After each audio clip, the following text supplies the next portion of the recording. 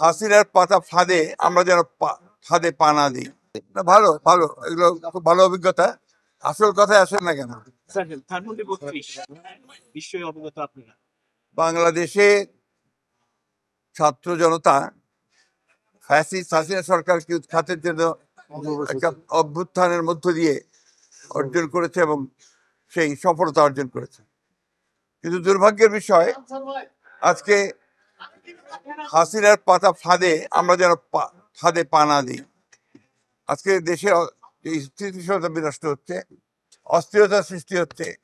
এর জন্যে সম্পূর্ণভাবে হাসিনার যে ফ্যাসিস্ট যে রেজিম ছিল, সেই রেজিমই তার জন্য দায়ী। আজকে আমাদেরকে অত্যন্ত সাবধানতার সঙ্গে পা ফেলতে হবে।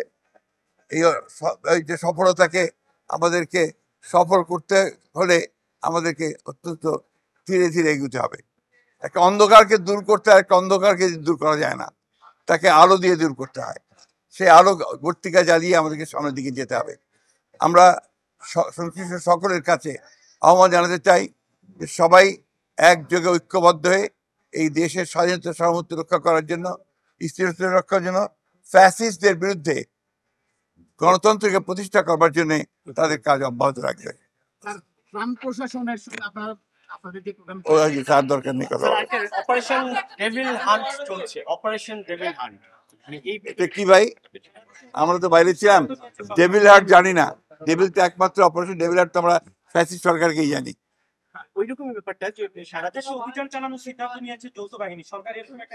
এতদিনের পরে এতদিনের একটা বোধোদয় হয়েছে, সেই জন্য ধন্যবাদ জানাচ্ছি। দেখা যাবে।